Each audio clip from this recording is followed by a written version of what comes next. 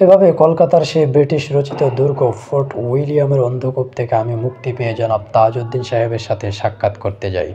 দেশের সাধারণ শান্তিপ্রিয় জনগণকে হিংস্র দানবের মুখে ঠেলে দিয়ে কলকাতার বালিগঞ্জের আবাসিক এলাকার একটি দ্বিতল বাড়িতে বসে প্রধানমন্ত্রী, তার মন্ত্রিসভার সহকারী খন্দকার মোস্তাক আহমেদ বাদে নিরাপদে তাস খেলছিলেন দেখে আমি সেই মুহূর্তে কেবল বিস্মিতই হইনি, মনে মনে বলেছিলাম, ধরনী দ্বিধা হও। ধরনী সেদিন দ্বিধা না হলেও আমি কিন্তু সেদিন থেকে আওয়ামী লীগ নেতৃত্বের প্রতি চরমভাবে আস্থাহীন এবং বীতশ্রদ্ধ হয়ে পড়েছি।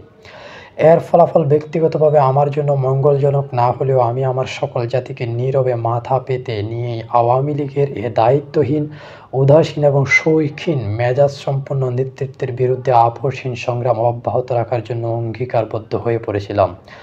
দেশ ও জাতির স্বার্থে বাস্তবেও আমি করেছি তাই। বাংলাদেশের রাজনৈতিক ইতিহাসই তার সাক্ষী। যে জাতির নির্বাচিত প্রতিনিধিবৃন্দ জনগণকে যুদ্ধের লেলিহান শিখার মধ্যে নিক্ষেপ করে কোনো নিরাপদ আশ্রয়ে বসে বেকার অলস যুবকদের মতো তাস খেলায় মত্ত হতে পারে, সে জাতির দুর্ভাগ্য সহজে মোচন হবার নয়। মুক্তিযুদ্ধের ইতিহাসে আওয়ামী লীগ নেতৃত্বের আচরণে এ ধরনের ভূরি ভূরি নমুনা রয়েছে। যুদ্ধকালীন অবস্থায় তাদের আরাম-আয়েশি জীবনধারা কলকাতাবাসীকে করেছে হতবাক। ব্যক্তিজীবন পদ্ধতিতে সীমাহীন ভোগ লালসার কারণে আশ্রয় দানকারী ভারত কর্তৃপক্ষ আওয়ামী লীগ নেতৃত্বের দুর্বলতাসমূহ অতি সহজেই নির্ণীত করে নিয়েছে এবং তাদের ভোগবিলাসে কোনোরকম বাধা প্রদান করা থেকে বিরত থেকেছে। এ ব্যাপারে ভারতীয় কর্তৃপক্ষের ঔদার্য আমাদের মুক্তিযুদ্ধের ইতিহাসকে উত্তরোত্তর কলঙ্কময় করে তুলতে সহায়তা করেছে। অপরদিকে কলকাতার ৮ নম্বর থিয়েটার রোডে স্বাধীন বাংলাদেশের অফিস থাকলেও ক্ষমতার সকল উৎসই ছিল ভারতীয় কর্তৃপক্ষ। স্বাধীনতা যুদ্ধের সর্বাধিনায়ক কর্নেল ওসমানী সাহেব একজন সম্মানিত বন্দীর জীবনযাপন করা ব্যতীত আর তেমন কিছুই করার সুযোগ ছিল না তার।